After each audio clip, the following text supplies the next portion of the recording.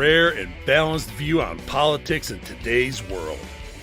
Based on facts, born of rationality, common sense, and logic, providing context on today's events. This is American Perspective with Rick Thomas. Hello, everyone, and welcome to American Perspective. I am your host, Rick, and I think I've got a good show for you tonight. Hat tip to Buddy Weiser for pointing this out to me. Now, normally I don't play like really long cuts of video. I prefer, 2 minutes or less. But this one is really, really important. And you may have seen it already. It's been around since the 1960s. And I'm not playing here as far as that goes. But seriously, folks, you have got to listen to this video. And I'll get more into it here in just a minute. Let me go ahead and say hello to all of the Whiskey Warrior P1s that are out there, as well as any guests, any friends, any newcomers, all of you that are out there. I appreciate you being here. So anyway, we'll go on from there. Obviously, I've got something about the interview, the interview on Fox, so on and so forth. And plus, too, don't forget, I have a fantastic Pet of the Week. Great submission by a relative of a Whiskey Warrior P1. So hang on for that one, because that's coming at the end of the show, right before I take off.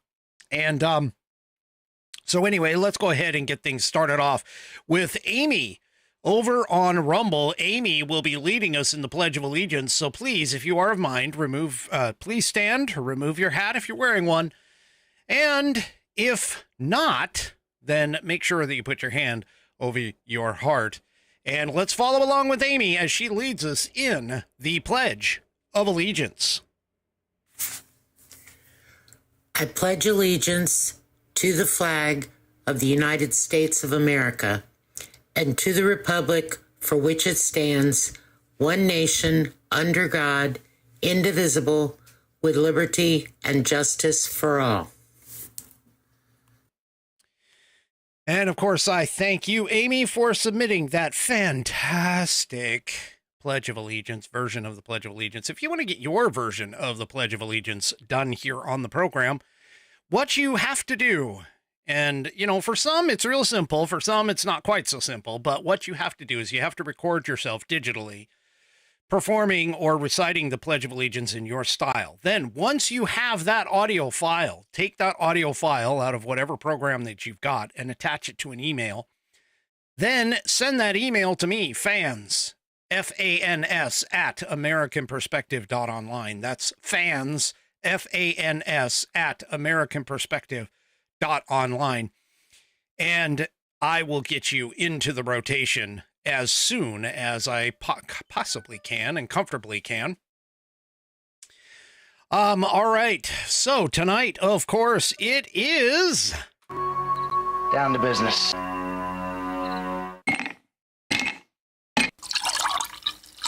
That's the nectar of the gods, baby.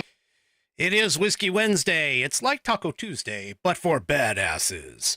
And for tonight, I am drinking out of my Henry McKenna 10-year aged. I know you guys see this bottle quite a bit because I'll be honest with you, my whiskey stock is running a little low. I need to go and get some more bottles of some of my favorites. So that's what I got going on for tonight. And it's being drank out of the True Grit Roots Network glass tonight with my stones in the bottom. It's always, you always have to have stones to drink with me, according to 3 Chevy. Oh, Bonnie, yuck. Yeah, of course. I know Bonnie doesn't like some of my whiskey choices or some of my bourbon choices. Anyway, she's still a very, very, let's say,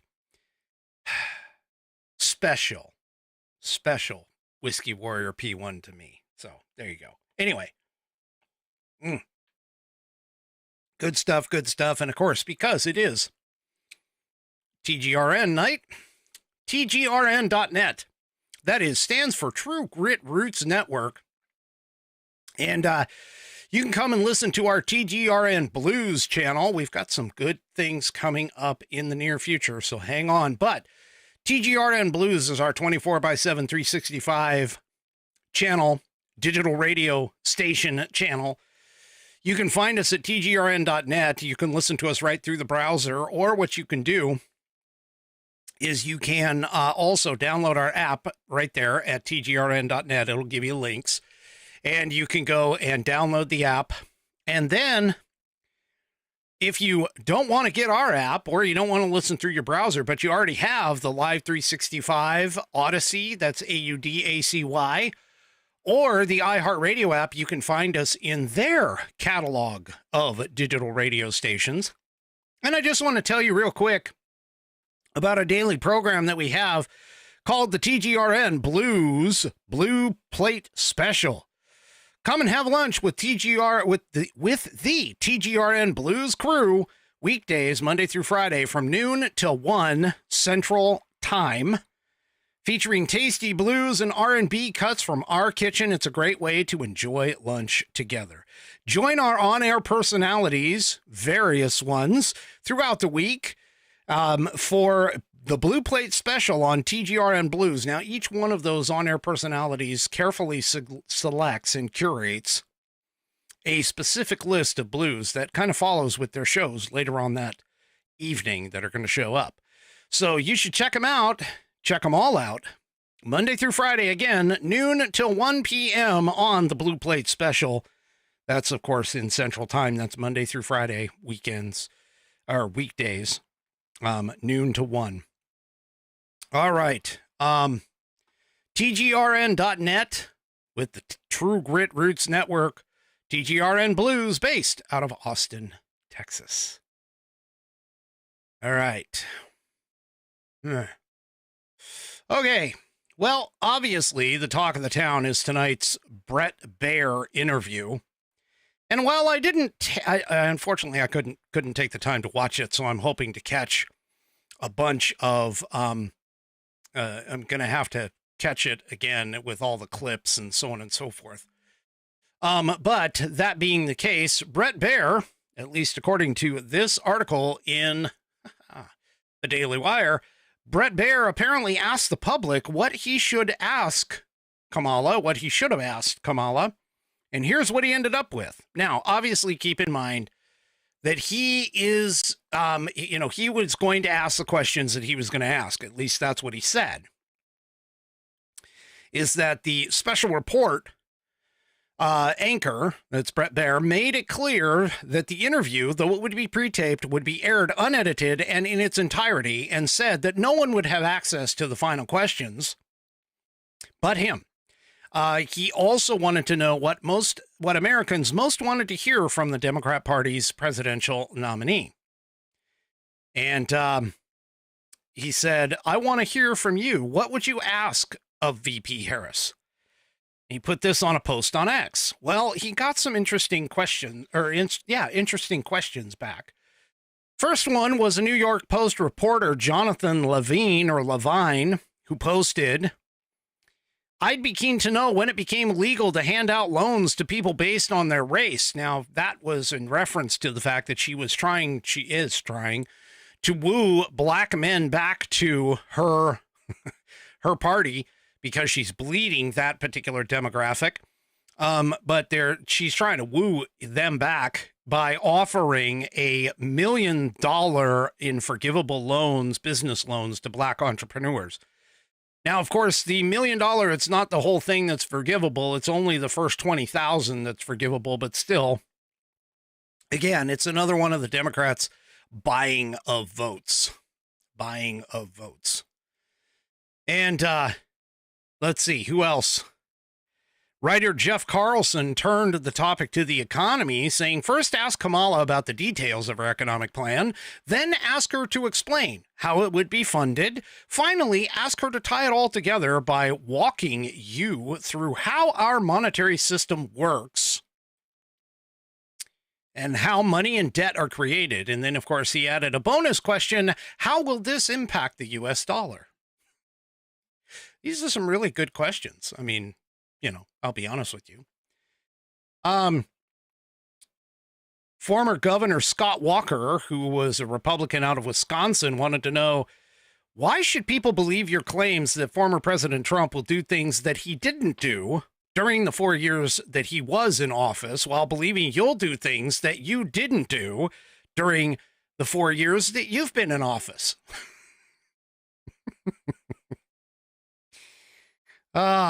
Former Trump attorney Jenna Ellis put in a real quick question. I want to know why she lied and covered for Biden's mental health condition for so long. Well, then that would be a legal question to ask.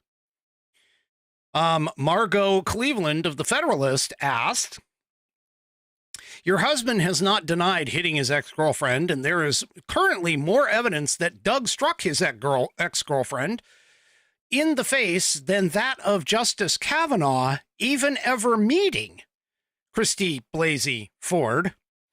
Does Doug still drink? Has Doug ever been violent with you? And of course, she's making references to the recent discovery that Doug Emhoff, and the recent admission, by the way, that Doug Emhoff did, in fact, hit his ex-girlfriend. Defiant Els just kind of wrapped it all up and summed it all up really, really, really, really well. They basically said, doesn't matter what you ask, because the answer is going to be, I grew up middle class. Oh goodness. What am I being? I'm being paged over here in the Rumble chat. Apparently, let's see. I am. Oh, they're trying to get me to get Maker's Mark and Woodford Reserve. Now, I haven't done Woodford Reserve. Sorry, this is a freaking track. Anyway, we're off the track already, but I haven't tried Woodford Reserve yet, I don't believe. But Maker's Mark, not my favorite. Not my favorite. Sorry, you can hang me for that. Anyway. All right, well, there is a New York Post article that is kind of like a running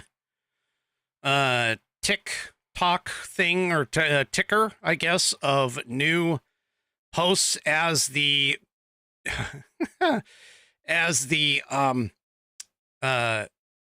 Brett Baer interview has gone on. I just want to read a few things from here. Apparently, Brett Baer, God, I screwed that up. But basically, I'm being told Woodford Reserve Double Oaked is what I got to try. Anyway, Fox News' Brett Baer says Harris actually showed up late and whittled down interview length. Well, she did. So apparently, and well, I was going to play this video for you anyway, so let's go ahead on over and let's take a look at this. So here's Brett Baer talking about the interview. Here, I know you love this, and it fits in with Dana Reed Sports. When the kicker in football, they call a timeout right before he's going to kick the field goal. They're icing the kicker. So we were supposed to start at 5 p.m. This was the time they gave us. Originally, we were going to do 25 or 30 minutes. They came in and said, well, maybe 20. So it was already getting whittled down. And then the vice president showed up about 5:15. We were pushing the envelope to be able to turn it around for the top of the 6 o'clock. So that's how it started. And I could tell when we started talking that she was going to be tough to redirect without me trying to interrupt. I did this with President Obama. At one point, I just said, Mr. President, I know you like the filibuster. I just didn't even have the chance to sometimes redirect in those ways. I had a lot of other questions. Okay, so apparently that was his take on it. Stephen Nelson says that Harris deflects on the border, Iran, and Biden declined during bad-tempered Fox News interview. Yeah. Okay. And then let's see, Ryan King posted, that's on you guys. Pundit rips Harris camp for saying VP was ambushed. Yep. They actually talked about the VP's camp talked about that the VP was being ambushed on Fox News. I mean, seriously, people, this is her first appearance on what would be considered an unfriendly news media outlet. Why would you not think that it was going to be a quote unquote ambush? Hell, freaking Trump goes on stuff all the time. He got ambushed in the freaking debates both times with CNN and ABC. And so, I mean, I don't get this. I don't understand why you don't think that. I mean, she's got to do this because she feels like she's losing. She is feeling the pressure and she is losing about it. But anyway, I'm going to have to take a look at the interview. I'm going to try and get some clips and stuff for tomorrow, but we'll see what happens. But anyway, I would imagine that it probably wasn't that great. So she apparently didn't show up on time. They had already said that it was going to cut from like 30 minutes down to 20, and then she doesn't show up on time. So who knows if it actually made it to 30 minutes? I don't know. But, you know, speaking of somebody that is familiar with going into unfamiliar territory, here he is. Good old Donald J. Trump. He went to an interview with Bloomberg News. Now, folks, this is a left-leaning outlet, Bloomberg News. And the host, by the way, or the guy who performed the interview, is not a Trump supporter in any way, shape, or form. And he went up against, Trump went up against Bloomberg News' editor-in-chief, and they were sitting there for an hour long, reportedly, according to the Epoch Times here, covering in all kinds of topics. So here's some of the 5 takeaways that the Epoch Times put out. One is why Trump likes tariffs.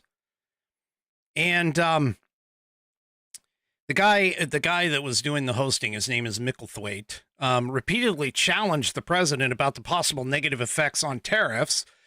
He said, quote, critics say your tariffs will end up being like a national sales tax and push up the cost for consumers. Trump replied, all you have to do is build your plant in the United States and you don't have any tariffs.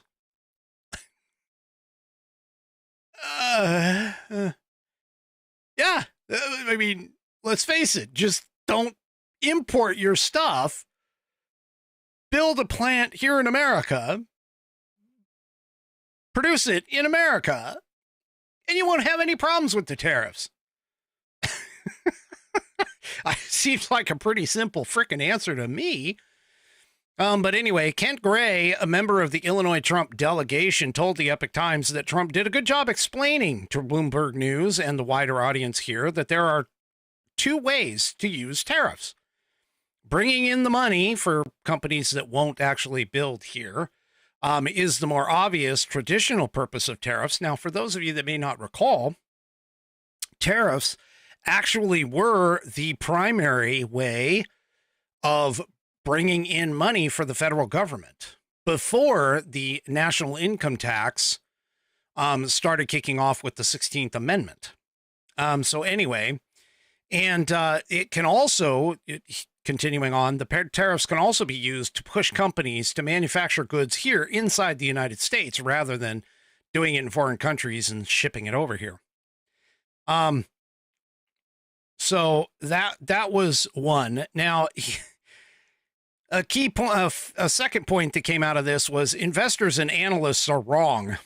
Micklethwaite said that some investors have been chattering about the Trump trade, meaning that people are betting that Trump's proposed policies would drive up debt, inflation, and interest rates. And he asked, he goes, are the investors wrong? Trump responded, yeah, I had 4 years, no inflation.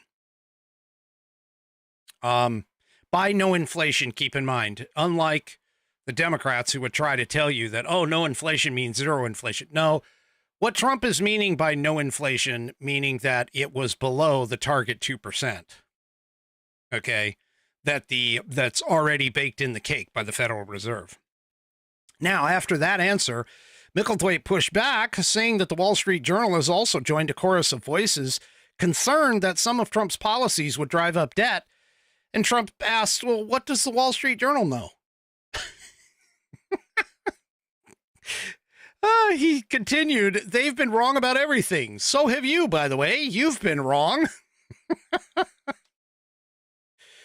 Yeah, he did it well. So, anyway, a study published in now, okay, so throughout the interview, Trump has referred to his administration's policies, saying that they boosted the economy. By contrast, the policies supported by Harris and Joe Biden have produced high inflation. And that actually goes along with a study that was published in the Brownstone Journal earlier this month that found that inflation has actually been understated since 2019. Gee, I wonder why. And the United States has actually been in a recession since 2022. That doesn't surprise me. That doesn't surprise me any. Anyway, another point that came up is the Putin phone calls.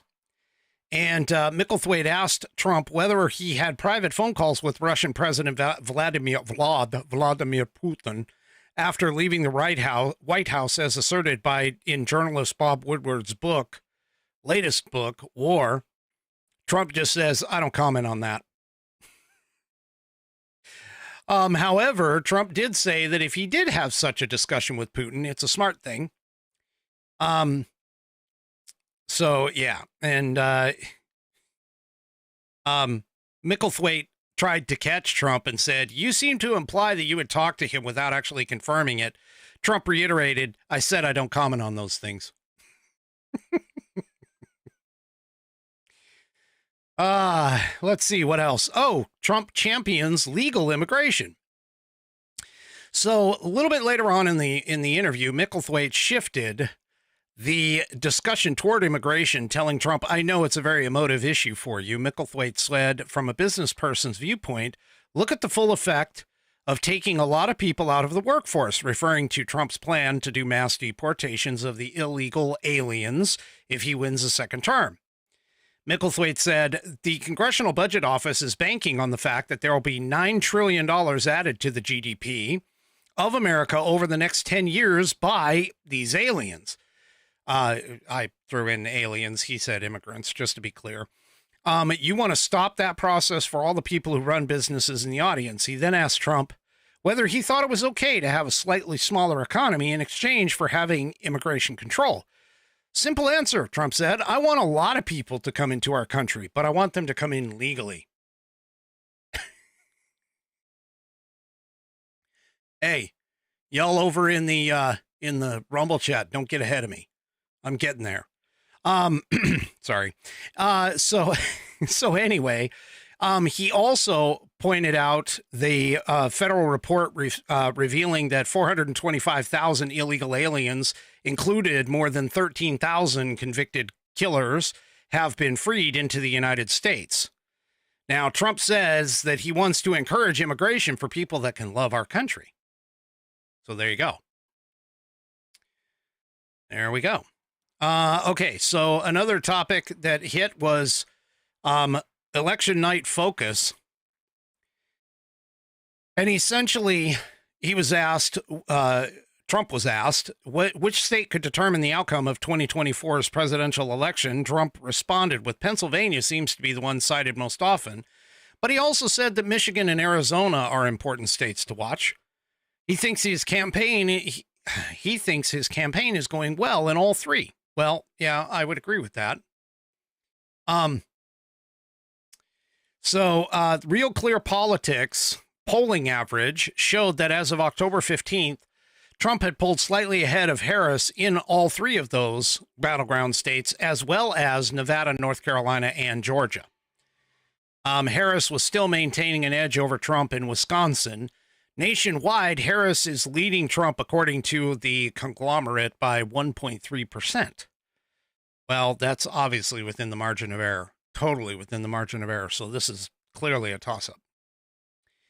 So it's a statistical heat, dead heat, according to them. Now, I can tell you, though, in terms of those election nights and the polling and so on and so forth, I can tell you that Polymarket, which is the betting site, Polymarket actually has put Trump at like something.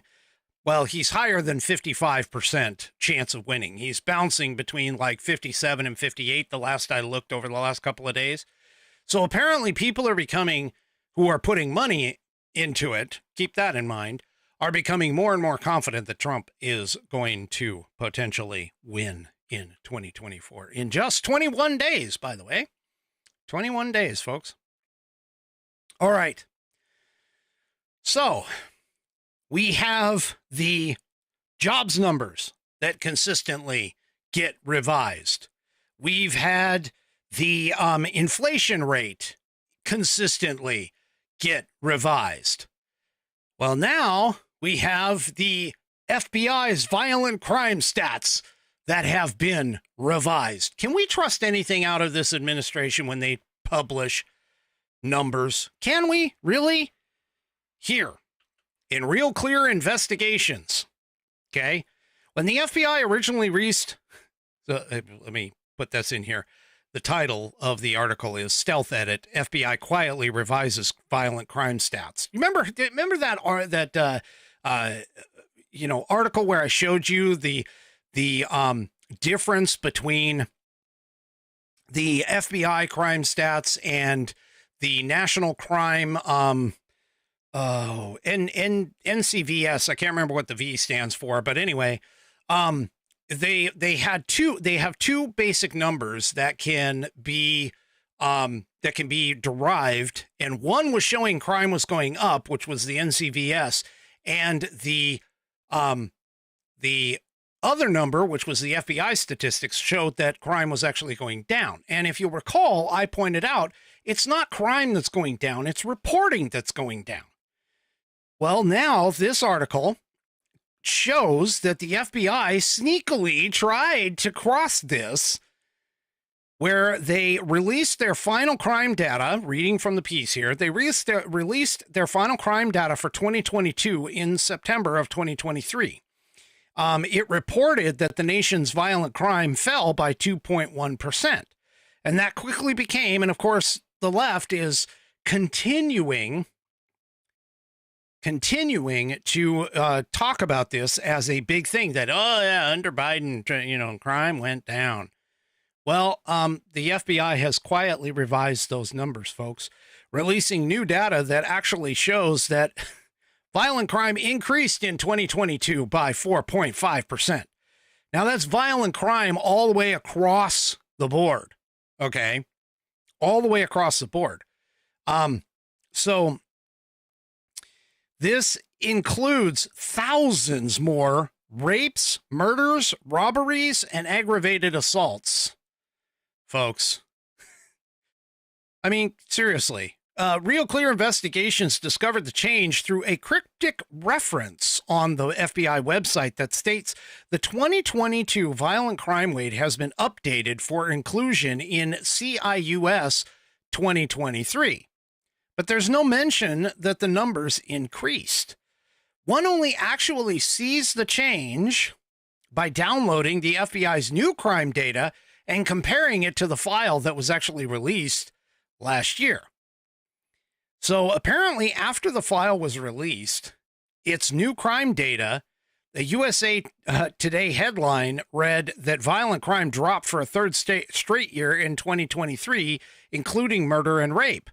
Now, it's been over 3 weeks since the FBI released the revised data. The Bureau's lack of acknowledgement or explanation about the significant change really is concerning researchers. One such researcher by the name of Carl Moody, who is a professor at the College of William and Mary, specializing in studying crime, told Real Clear Investigations, I have checked the data on total violent crime from 2004 to 2022. There were 0 revisions from 2004 to 2005 and from 2016 to 2020. There were small changes of less than 1 percentage point elsewise. The huge change happened in 2021 and 2022, especially without an explanation. Dr. Thomas Marvel, president of Just Tech Research, a criminal justice statistical research organization, also told RCI it's up to the FBI to explain what they have done, and they haven't explained these large changes. So here's an example. Here's a graph that shows the changes. Whoops, sorry. Let me do that again. Here's a graph that shows the changes. You can take a look at this. This is the increase. This is the increase, okay? Increase in crime between 2021 and 2022. And excuse me while I take a drink in recognition of Music Man's Rumble donation saying, been a minute, shot time. Here, I got to put that up on the screen. So there you go. All right. Now back to this. You can see here that everything went up. There actually isn't a drop. There isn't a going down. Violent crime itself went up over 80,000. Murder went up almost 1,700. It was at 1699. How the hell do you just forget 1,699 murders? How? How do you get that? We had almost 1,700 murders in the lower 48 states, and we just sort of decided not to count them.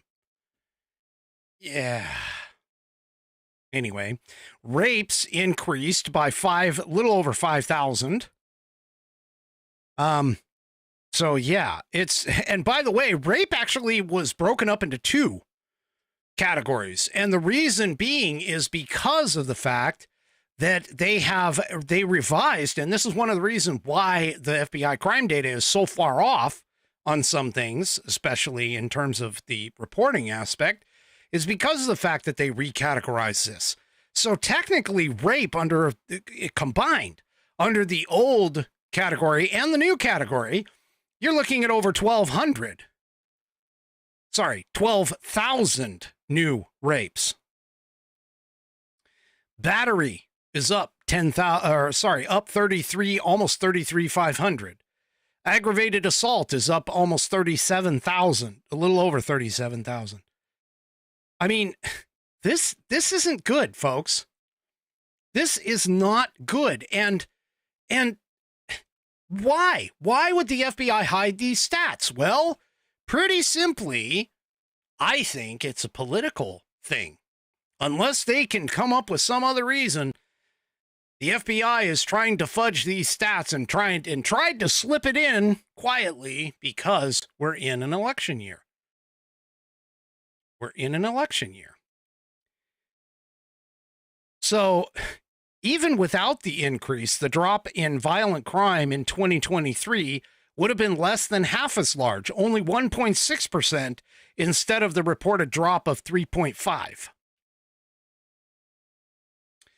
So the FBI isn't the only government agency. Like I already told you, the Bureau of Labor Statistics massively overestimated the number of jobs created. In March, during the year that ended in March, they cut it back by 800,000. Wait a minute, how do I say this? 818,000. There we go. 818,000 for that. Folks, this administration is lying to you. Lying to you. That's all they do. So nothing, I'm telling you, folks, nothing is what it seems here in the country in today's date. You cannot accept anything that these people are telling you. There are so many notes and ads, or indications, notes and indications that are demonstrating that this administration literally is lying to you 100%. 100%.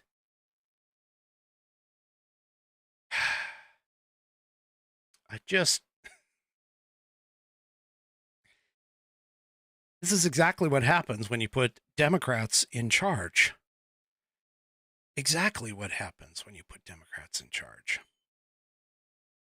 All right, well, before I get to my next topic, which is a big one, folks, this is a big one. Before I get to my next topic, I want to tell you about this wonderful thing that I have on. This right here is the Declaration of Independence shirt. It is the men's cotton polo. I wear it. I wear it along with its 7 or 8 brothers or sisters that I've got here on the program, and it all comes from this fantastic veteran-owned patriotic company called theflagshirt.com. That's right, theflagshirt.com is where you can go to check out all of their styles, patriotic styles for men, women, and kids, along with all kinds of patriotic accessories. They've got some fantastic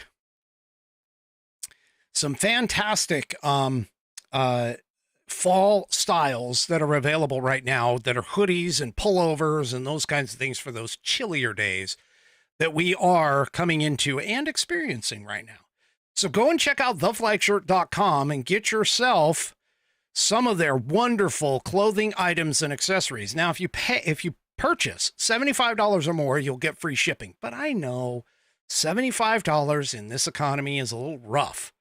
So I am going to help you out a little bit as best I can. If you go to flagshirt.americanperspective.online, that's flagshirt.americanperspective.online, you'll get a coupon code. You take that coupon code, you copy it, you paste it into the promo code box at checkout at theflagshirt.com, and you'll get $5 off your order on me. Go to flagshirt.americanperspective.online, get yourself that coupon code, copy and paste it into the promo box at checkout at theflagshirt.com, and you'll get $5 off your order on American Perspective. Head on over to theflagshirt.com and get yourself patriotized. You can look like me. Well, I wouldn't wish that on anybody. Anyway, all right. So, one thing that a lot of people today do not seem to quite understand, and that is that those who do not study history are doomed to repeat it. And that is so true. Now, during the 60s and the 70s and into the 80s, there was a lot of push to rid the country of the communist influence. Now, some things were good, some things were bad, but even my favorite president was very staunchly against the communist influence that was occurring during those times, especially in places like Hollywood, where he got his political start as being the president and vice president, flip-flop. He was vice president first, then president of the Screen Actors Guild, which was the union down there.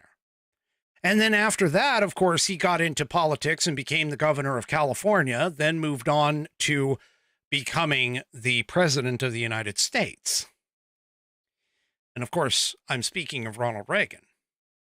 And anybody that went and saw the movie Reagan got a sense of the fact that he eventually, throughout his time period, he was against communism and against the communism ideas that unfortunately still exist today as a part of the Democrat Party. We're seeing it now.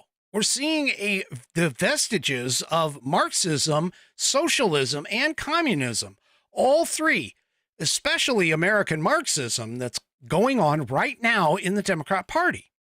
They're attempting to tear down the Constitution. They're attempting to tear down the very fabric and foundation of American culture. And one of the ways they do this, of course, is by subverting our language, what we call things, what we talk about and say about certain things on a regular basis. One of those happens to be using the word democracy rather than the true word of republic, which is what America actually is. We are not a democracy. And anybody that tells you that we are a democracy is false. They are telling you a lie. That being said, the same, very, very, well, I won't say 100% all the same, but very similar, very, very similar arguments and conflicts and fights. And by fights, I don't mean physical fights, physical fist fights, but I mean fights in terms of protecting our republic are happening today that were happening back in the 60s, 70s, and 80s. They're still here. So one of the things that we can do is we can go back into history and we can start looking at things that were going on back then. And one such fighter outside of course, Ronald Reagan, my favorite president, but outside of those types of individuals were other individuals. And this is where Dan Smoot comes in. Yes, I did say Smoot, S-M-O-O-T. Now, Dan Smoot was a former FBI agent turned reporter who also turned into a conservative political activist. Dan Smoot curated what is known as today as the Dan Smoot Report. He wrote, it was a weekly newsletter. I think it was weekly, but it was a weekly newsletter. And he started writing it, started publishing it back in, I believe, 1957. And kept publishing it all the way up to 1966, 1967, somewhere in there. What he also did is he curated a program, a short 15-minute program that would run on television. Now, he was out of Texas, was where he was originally from, and I'm not exactly sure where the program completely aired. But that program went over several of his Dan Smoot Report newsletters. And honestly, I've had that same kind of thought. It's something that I think I need to find time to start creating a newsletter that would cover these kinds of topics, not necessarily in the same way that Dan Smoot did, but just something very similar. It's a common idea. So you guys thought podcasting was brand new? No. You thought, what do they call them?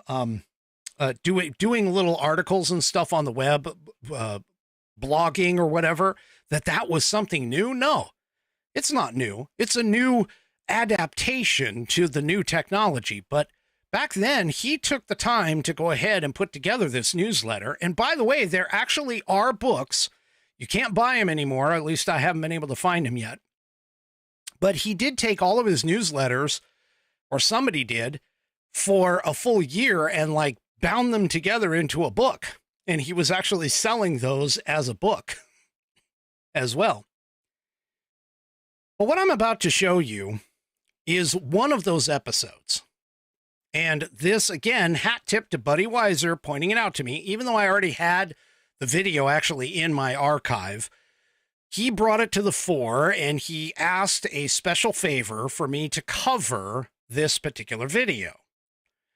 And essentially what Dan Smoot is going to talk about is exactly what I'm talking about here in terms of America being a republic and not a democracy.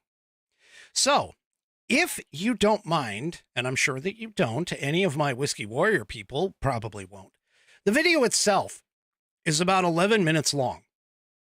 And so what I'm going to do is I'm going to cue it up and we're going to watch it in its entirety. I am not going to comment on it. I am not going to do anything until after the video is over because it is so chock full with information, relevant information, even for today, that we need to take this small 11-minute instruction on our government and our people, or our form of government, okay? And it's just so full of information. You just got to be able to digest it. So here, without any further ado, here is the Dan Smoot report as broadcasted, called A Republic, Not a Democracy.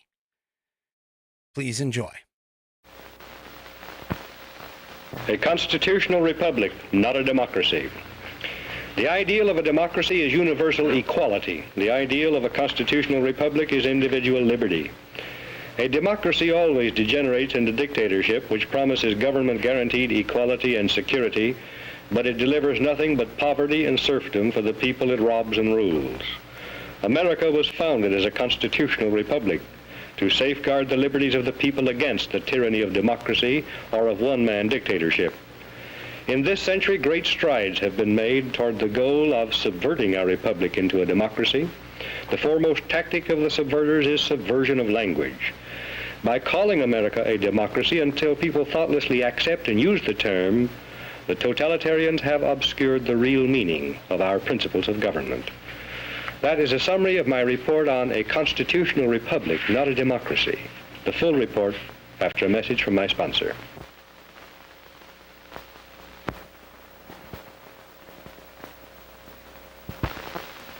A democracy is a political system in which the people periodically, by majority vote at the polls, select their rulers.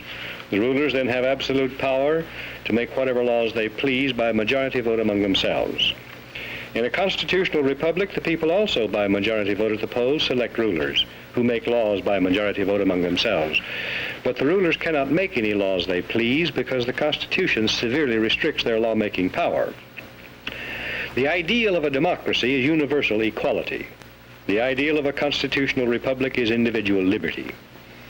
In this century, great strides have been made toward the goal of subverting our republic and transforming it into a democracy.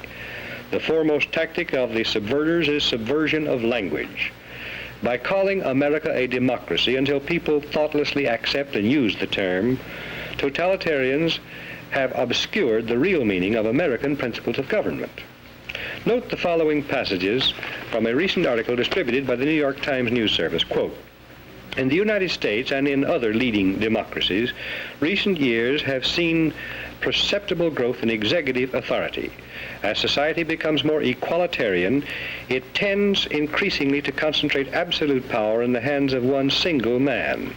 This is a voluntary surrender of a free people escaping from freedom to one autocratic master." End quote.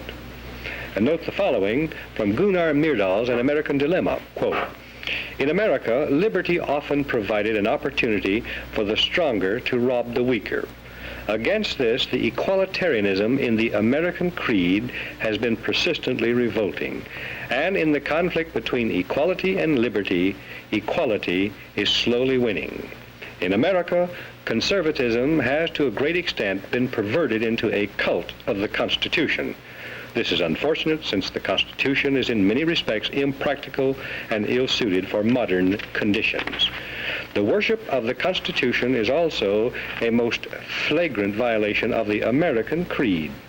The Constitutional Convention was nearly a plot against the common people." End quote. Now, Gunnar Myrdal, a Swedish socialist, was hired by the Carnegie Corporation of New York in 1937 to direct a study of the Negro in the United States. He engaged a large staff, some of them communists and pro-communists. An American Dilemma resulted, first copyrighted in the United States in 1944.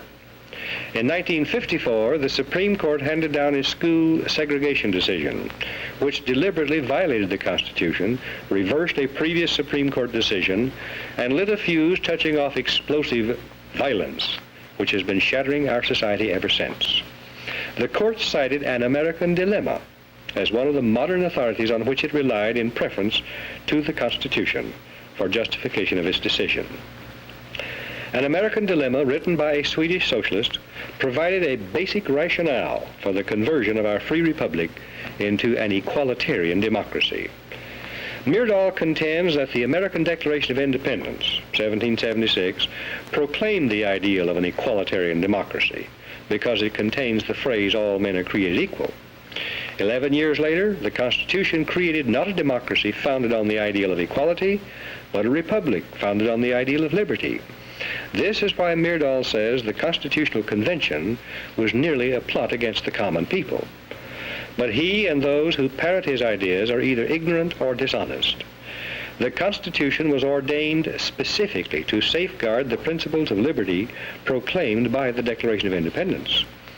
The Declaration's phrase, all men are created equal, means that men are equal before the law and before the Creator, regardless of their inequality in human society. The Declaration says that men are endowed with unalienable rights, and that the purpose of government is to secure these rights. The unalienable rights of man enumerated in the Declaration of Independence do not include equality, but they do include liberty, along with life and pursuit of happiness. Equality of all men in the eyes of God and before the law is a condition essential to freedom, but no other kind of equality is possible. Government efforts to achieve material equality will produce crushing tyranny, but will not make people equal. The writers of the Constitution were anxious to safeguard liberty against dictatorship, monarchy they called it, but their chief anxiety was to protect the country against democracy. Edmund Randolph, delegate to the Constitutional Convention from Virginia, said the general object of the convention was to provide a cure for the follies and fury of democracy. Elbridge Gerry and Roger Sherman, delegates from Massachusetts and Connecticut, urged the Constitutional Convention to create a system to eliminate the evils that flow from the excess of democracy. Alexander Hamilton, delegate from New York, said, "We are now forming a Republican government. Real liberty is not found in democracy. If we incline too much to democracy, we shall soon shoot into a monarchy." John Adams, one of the giants of the American Revolutionary period, said, "Democracy will envy all, contend with all, endeavor to pull down all. And when by chance it happens to get the upper hand for a short time, democracy will be revengeful, bloody, and cruel." Speaking of pure democracy, in which the people by majority vote act as their own lawmakers, instead of electing representatives to make laws, James Madison said, "Such democracies have ever been incompatible with personal security or the rights of property. A republic promises the cure for which we are seeking."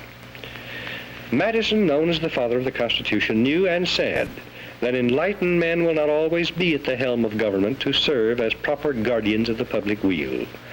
He knew that unlimited political power cannot safely be entrusted to the nation's elected representatives, to use as a majority of them see fit, because, he said, a majority of a group of men is far more likely to be tyrannical than one man is. In a democracy, if a majority should develop hatred for all blue-eyed babies and order them eliminated, the babies could be legally executed, because whatever a majority wants at any given moment is supreme law of the land in a democracy. How can liberty be safeguarded against the mindless, soulless tyranny of majority rule when government is founded on the principle of majority rule? Jefferson answered that one, "In questions of power, let no more be heard of confidence in man, but bind him down from mischief by the chains of the Constitution." In short, America was founded not as a democracy, but as a constitutional republic. We pledge allegiance to the republic, for which our flag stands, not to a democracy. The Constitution requires a republican form of government for all states, but does not mention democracy, and neither does the Declaration of Independence or the Bill of Rights. The Constitution is a binding contract, enumerating limited powers which the federal government can legally exercise, prohibiting it from exercising any powers not granted in the contract. It denies federal officials the power to do whatever they claim to be necessary for the general welfare.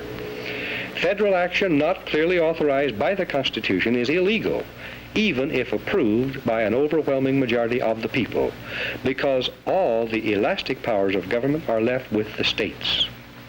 Ultimate power to change the organic structure of government was left with the people. But the means of making changes, amending the Constitution, were carefully prescribed to militate against hasty, unwise decisions by the people. As Benjamin Franklin left the State House in Philadelphia on the closing day of the Constitutional Convention, a woman asked him what kind of government the convention had given America. And Franklin replied, "A republic, if you can keep it." Very old and very wise, Franklin saw through the mists of time to the day when Americans might trade their freedom in a constitutional republic for the promise of government guaranteed equality and security in a democracy. And beyond that, to the day when democracy inevitably degenerates into dictatorship, guaranteeing nothing but poverty and serfdom for the people it robs and rules. The American constitutional system, unique in history, enabled Americans to develop a backward continent into the most magnificent nation of all time. The system was designed to prevent both tyranny by government and reckless rebellion by the people. We must restore it and keep it. And what can you do toward that end? Your job, you who care and understand, is to help educate others. I suggest that you might find a subscription to my report helpful. The Dan Smoot report, on which these broadcasts are based, is sent every week through the mails and will reach you long before the broadcast does. It contains documentation and details I cannot put on the broadcast. You can read it, make up your own mind, pass it on to others. I think it may be an effective tool for you to use to help educate and activate others. And only by this means can we restore our republic. Okay, so what did you guys think of that? Let me get my webcam back on. So what did you guys think of that? What did you think of that? Pretty applicable today. I mean, honestly, everything that he has talked about in there, everything that he was saying with regards to things like subverting language, getting people to, not recognize the fact that we are a republic and not a democracy. And that's just one example, by the way. He does a fantastic job of the ones that I've seen, and I've been trying to collect his videos in particular. And again, I'm also attempting to find and discover where the where the printed versions are. I was able to get a hold of a couple of copies of his, I think, 1963 version and 1965 version. But the thing about it is that what we're dealing with today, honestly, isn't that far removed from what our ancestors dealt with in the past. Meaning that if we go back and look at things such as the 1960s, 1950s, 1960s, 1970s, and even into the 1980s, you can find a lot of similarities to what happened back then as to what is happening today.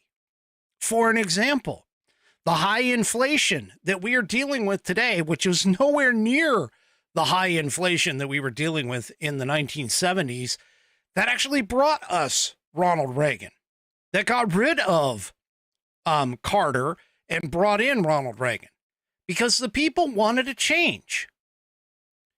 There are several similarities to things like doing price controls.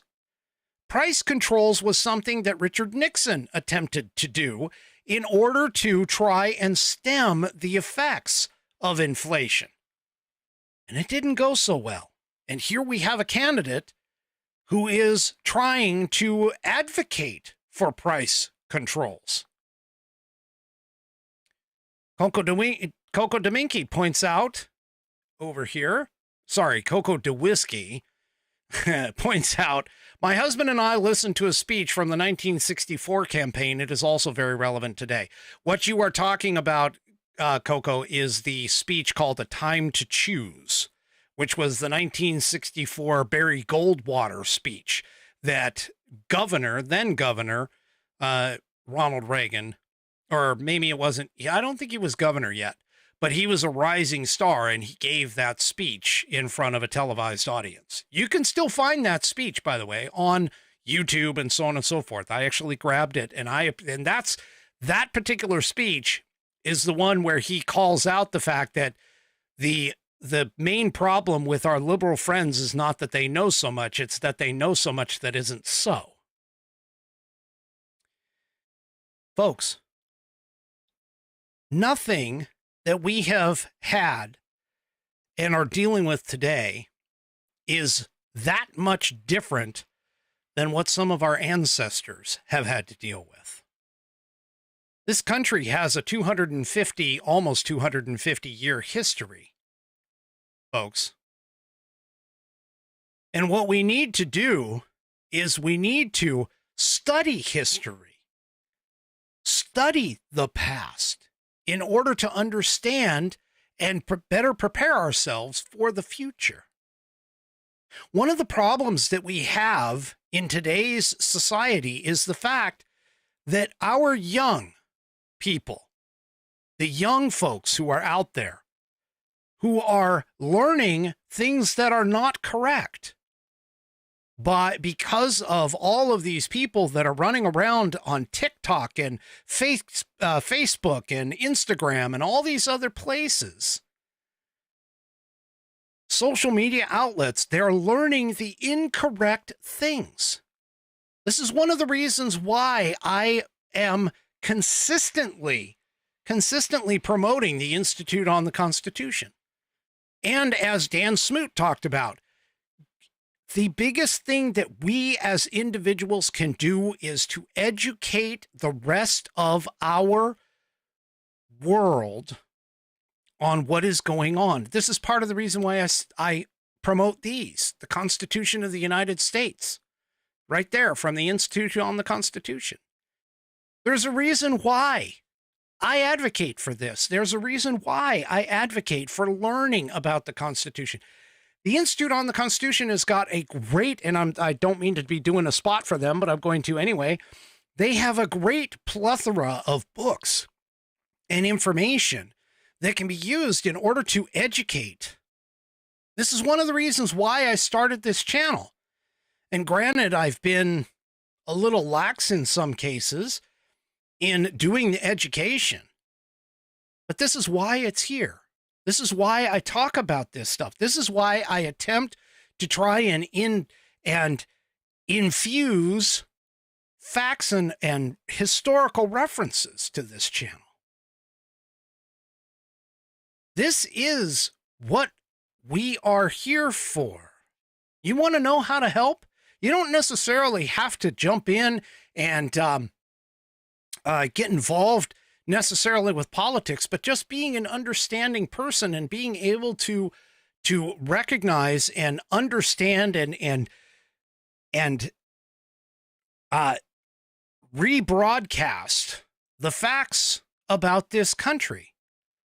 That's what the 1776 Project was all about, to combat the 1619 Project. And yeah, there's other resources too. I talked about them on this program, like Coco DeWhiskey points out, Hillsdale College. Hillsdale College has a fantastic free class on the Constitution. So does the Institute on the Constitution. And if I had time, if I had the ability, I would be performing classes, virtual classes on the Constitution as well. I keep trying to get something else started here, but I just get so busy with some other things.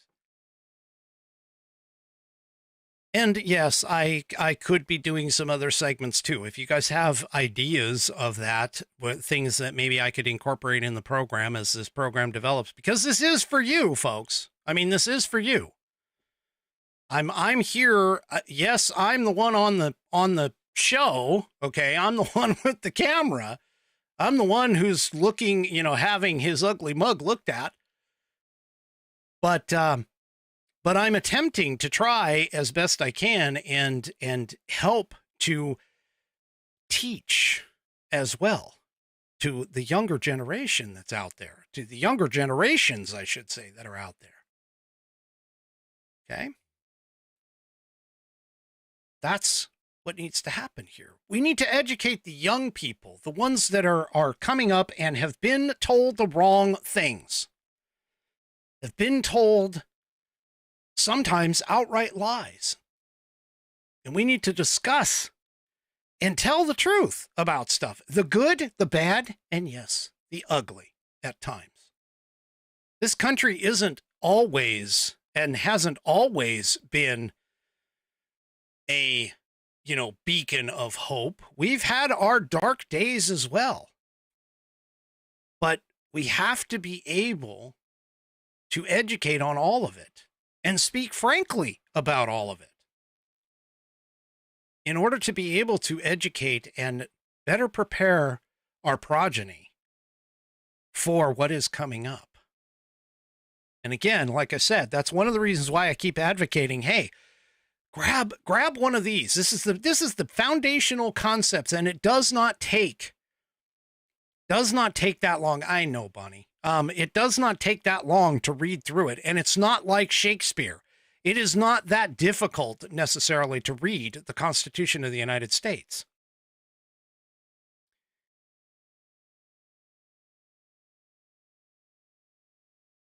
We need to do that, folks. That's what we need to do.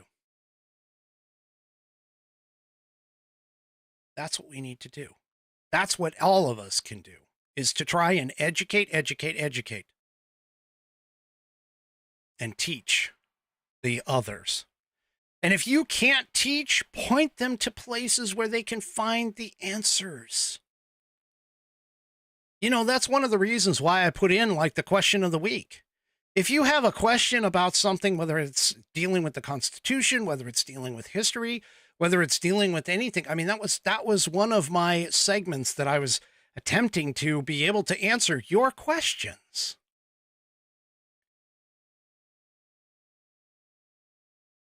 Question of the week is for that. Speaking of which, you might want to put one in for Saturday. But anyway, so there are other Dan Smoot videos out there, and believe me, they're all like 15 minutes or less, because he only, airtime back then, oh my gosh, that was like extremely expensive. You think it's expensive now. It was extremely expensive back then. And you'll notice too that they don't use any of the special effects or any of the, teleprompters or any of that stuff. They don't do that because they couldn't. It wasn't technologically available back then. But you can check out Dan Smoot. That's his name. His actual name, his actual name was Howard Smoot, but he's better known as Dan Smoot. It's the Dan Smoot Report. And, he passed in 2003. I did not know that. But he is a great, it's a great little thing. Like I said, I'm trying to find, if I can find all of his texts, I would love to be able to reprint his books or his articles and stuff. I would love to be able to reprint them or at least cover them somewhat on this program, because he's got stuff about the Constitution. He's got stuff about education. He's got all kinds of things. He's also written a couple other books. One of them in particular called The Invisible Government as well.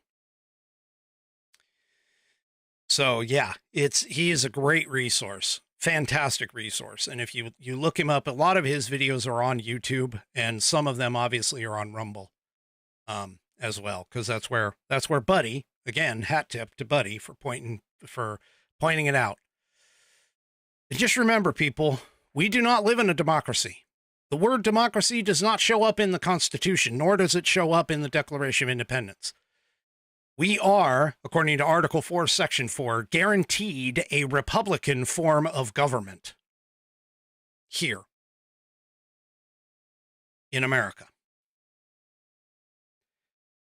All right. I might bring back Dan Smoot at another time. Speaking of which, I might be able to grab some of his other videos. I've got a couple already saved, but I want to try and continue that on. And you guys are pushing me to do this, I'm telling you. But this show is for you. If there's something in particular that you guys like, you need to let me know. Send me an email, let me know in the chat things that you like. Email's better because then I can go back and refer to it. Chat disappears as soon as the channel is closed. But anyway, all right. So let's move on to the next topic really quick here, and then a couple other things that I've got going on here, and then we'll get to the pet of the week. Speaking of which, just really quickly, I don't know where it went. Oh, it's over here. Just really quickly before we move on, you can get this wonderful, fabulous Saddleback leather-bound U.S. Constitution to support the show by going to constitution.americanperspective.online. Check this thing out. It's got an 1/8 of an inch of Saddleback leather wrapped around pages that are tear and water resistant. And check out that binding. They don't use cheap glue. They stitch it all the way through the leather and the pages. This thing has a 100-year warranty against materials and workmanship defects, where you can send it back to the manufacturer. The manufacturer is the Saddleback Leather Company. You can send it back to the manufacturer, and they will either fix it or replace it for free. Go to constitution.americanperspective.online and get yours today. They're $19 here, people. Christmas is coming up. This would be a fantastic time. If you really want to push and get and start people learning, get them for everybody, whether they're leftist, whether they're a conservative. The conservatives will love it. The leftists will try to destroy it. And you can get another free one if that happens. Go to constitution.americanperspective.online and get your copy today, and of course support the show. You can also check out the rest of the Institute on the Constitution's information there as well. You can once you hit the site, pretty much you can move anywhere else and still be able to check everything out. So anyway, all right. So Tim Walz, Tampon Tim, lying, stolen valor Tim, he is caught in yet another lie. And ironically, just like his partner, who apparently had not so good of an interview on Fox, he also was caught on Fox with this lie. So right here on the Daily Fetched, who called this out, Tim Walz tells barefaced, I always noted it as bald-faced, but anyway, barefaced lie on Fox. I never said there's no guarantee to free speech on misinformation. Yeah, dumbass. Yes, you did. I played the clip here on the show not too long ago. I didn't mean for that to rhyme. But anyway, apparently Minnesota Governor Tim Walz told Fox News that he never claimed there was no guarantee to free speech on misinformation and hate speech. Now, Shannon Bream, who was the host, said, and she's the host on Fox News Sunday, where this was, and she noted his remarks from a 2022 MSNBC interview. Bream told Walz, "You said there's no guarantee of free speech for misinformation or hate speech." And then she continued on and said, "But first of all, the Supreme Court was very clear in a unanimous 2017 decision that hate speech is protected. That's the kind of stuff that needs to be protected." She's calling this out right, by the way. She says, "Stuff none of us like to hear." She continued, "More importantly, who gets to decide on the issue of what misinformation actually is?" Well, that's a good question. Walz couldn't answer it. Walz got flustered and responded with the word salad, claiming that he was talking about censorship coming in the form of book banning in different places. Well, that's another lie, folks. That's another lie. Because no books have been banned. I am here to tell you, people. If you are a Democrat and you believe that books are banned, I challenge you. Go find one of the titles that is supposedly banned of a book and walk into a bookstore. Look for it online and go ahead and frickin' order the damn thing or buy it off the shelf. That means that the book itself is not banned. What these damn Democrats keep talking about is the fact that we, as proper and righteous parents and concerned citizens, don't want certain information to be put into our elementary schools and maybe even middle schools libraries because the content is not suitable for young children. It is no different than having an R or X-rated movie and saying, hey, you know what? It's rated R17. You got to be 17 years old before you can watch this film. Folks, this guy, he seems to think that, and all of the Democrats, by the way, seem to think that a book ban includes, well, we're just going to keep it out of the hands of youngsters. I would love for a Democrat, I don't even care who it is, to justify to me putting in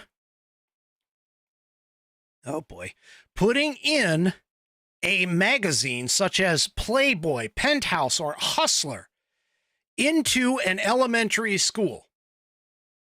That's what I want somebody to tell me. If that is acceptable material for an elementary school student to be looking at, okay?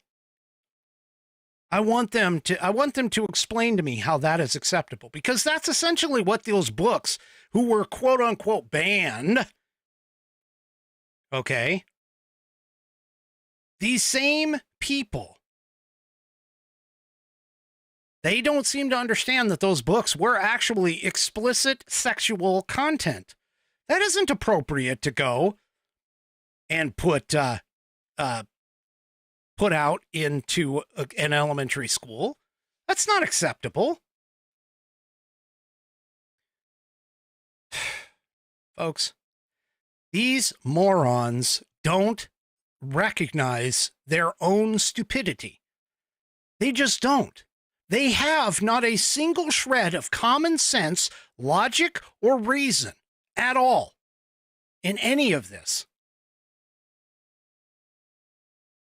Now, Tim Walz, moving on here. Tim Walz says, we're seeing attempts in schools. Attempts at what?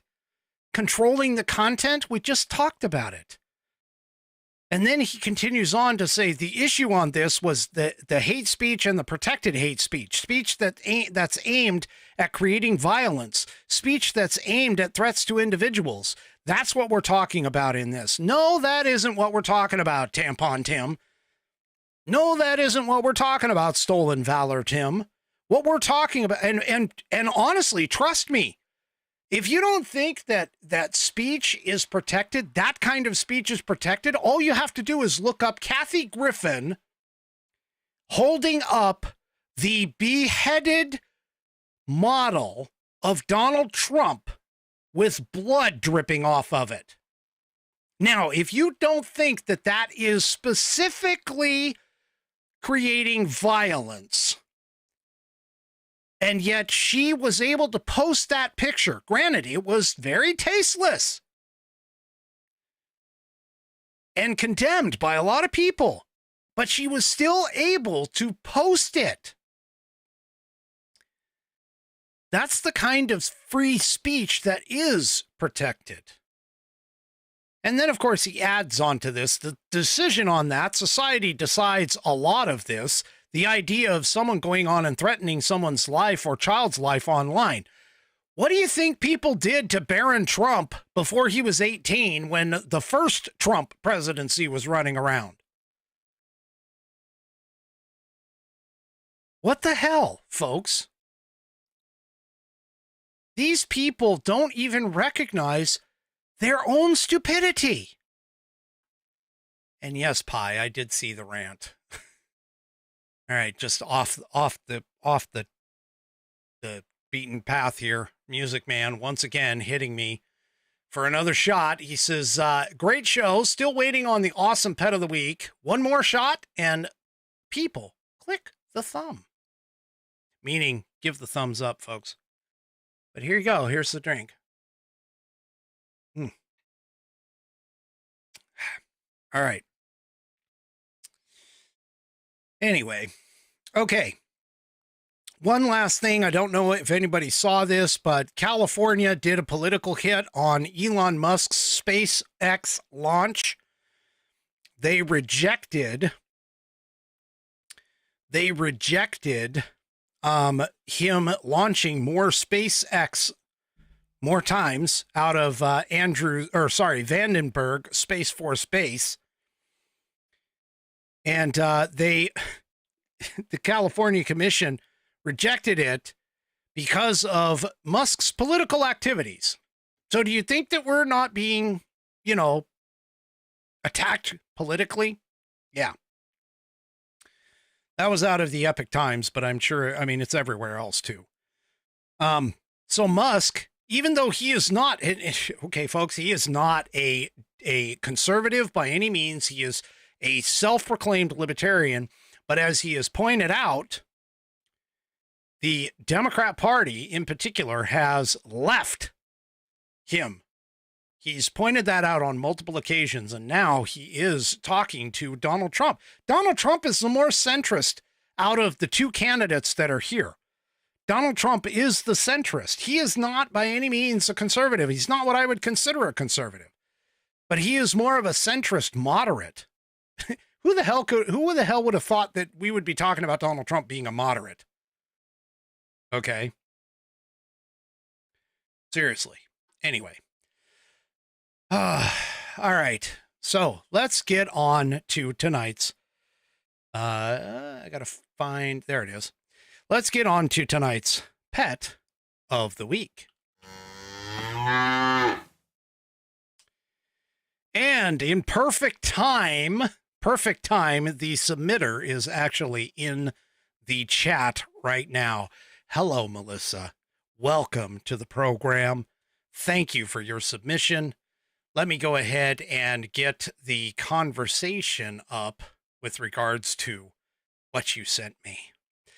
All right.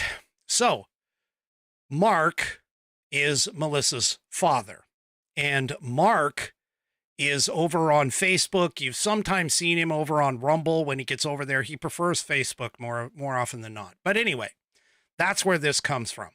And Melissa writes this. Hi, Whiskey. My father, Mark, is a huge fan of your show. Well, actually, I'm a huge fan of Mark's, okay, along with all of my other Whiskey Warrior P1s. And she says his beautiful pup, Layla, was featured as a pet of the week back in May of this year. So I figured I'd send in my kitties and hope they can get featured too. So there's two cats here. The first one is kind of a white and gray one called Fox. So let me go ahead and, whoops, that was the old, here we go. So there's Fox. And let me reorganize this just slightly so that I can see everything. All right, so here is Fox. And the gray girl here is Kiona, or Kona. Sorry, Kona as in Kona coffee, okay, or Kona beer. I obviously mispronounced that. My apologies. They're both rescues, one from the streets in coyote-ridden Phoenix, and the other one was rescued from the Arizona Humane Society. Oh, my mom lives in Scottsdale, by the way. These two play fight a lot, so I always wonder if they are truly friends. But sometimes I catch them having sweet cuddles, so I've accepted it's a can't live with them, can't live without them situation for these two. She goes on, my husband and I don't have kids, so we consider them our kiddos. Key point here, Melissa, we all consider them our kiddos. Okay? We all do. I mean, hell, I've got, 1,000-pound horses. Those are my kids too. Anyway, I'll continue on here. And we love them to pieces. They truly bring joy and color to our lives, and we are thankful to be their pet parents. Thank you for featuring my sweet babies. And she goes on and talks about here they are when they were first rescued and being pals a few years ago, and here's today. And unfortunately, I don't have the ability to because I didn't line them up, so I apologize for that as terms of what they are. But here we got a couple more photos. So here's Kona and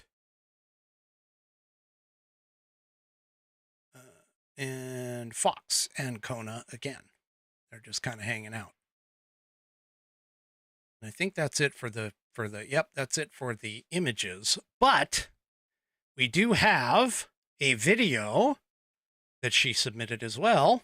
So let me go ahead and bring that up, and we get to enjoy a small little movie about these little fur babies.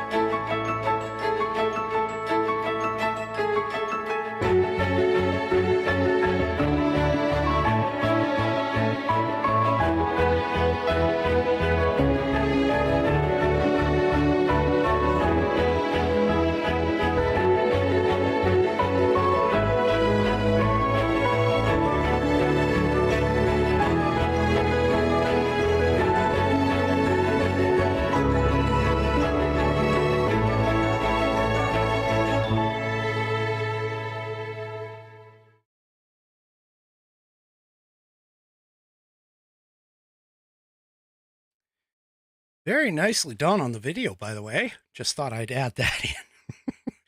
Good job. A couple of things that you don't see, but I'm seeing them over on Rumble, is right here. My two aren't play fighting, about to drive us crazy. Bonnie puts in, we love fur babies and grandbabies. Coco DeWhiskey says, they are my fuzzy babies. Let's see, what else is there? Bonnie points out, Kona reminds me of my Chessie. Mama Five Kitties, who I had last week, says, aw, adorable. And Coco DeWhiskey, of course, congratulates you on the video because that took a lot of work. So there you are. They all are enjoying it, by the way. They're saying, Tommy, well, you've seen Tommy on Facebook. Ooh, pretty, so beautiful, so cute. They're all there. And of course they say, hi, Mark and Melissa. So there you go. They're all saying hi, Mark, to you. So there you go. And US Abby girl says, aw, so precious. So yeah. So thank you very much for sharing them with us. And she's writing back and saying, thank you, Whiskey and Friends. Glad to be your latest new fan. Oh, that is so nice. Thank you so much. I do appreciate that. So, and I guess Fox wasn't a fan of Mark and scratched up his legs. So he ended up going, trick-or-treating with some scars on his legs. Anyway. Oh, they're just fantastic, fantastic pets. We all love pets. I love pets. I've got a menagerie here at the house, and we've got 2 cats, a dog, and 3 horses. So, and we've had cats and dogs throughout the time. So there you go. Just fantastic. Thank you very much for your submission. That was just absolutely wonderful. If you want to have your pet featured here on the program, all you need to do is get it into me by sending it to fans, F-A-N-S, at AmericanPerspective.online. That's fans, F-A-N-S, at AmericanPerspective.online. And that's a Wednesday night segment. The more pets that I can get thrown in, okay, the better off we are, because this is a fan favorite segment. This seriously is a fan favorite segment, and I'm being challenged to show the horses. I'll have to see if I can get Mrs. Whiskey to go take some photos of the three. But anyway, so thank you all for coming. I do appreciate that. Thank you again for your submission, Melissa. Do me a favor, if you haven't done so already, head on over to rumble.com, get yourself an account. It is free to sign up. And once you are there, take a moment to search up the American Perspective channel and hit that green follow button. Because of the fact that, you know, once you get that green follow button, you know, you'll be notified every time I go live. Also, too, don't forget to hit all those thumbs up, likes, etc. in all of my outlets, because that, of course, brings these videos up in the rankings, and eventually we'll get more and more people exposure to this program that apparently you guys like. I enjoy doing it. I love all you guys. You guys are great. We will see you tomorrow night, 5 p.m. Pacific, 8 p.m. Eastern Time, right here on American Perspective. Have a great rest of your evening, and good night, everybody. The previous broadcast was produced and is owned by Active Eye Media LLC. All rights reserved.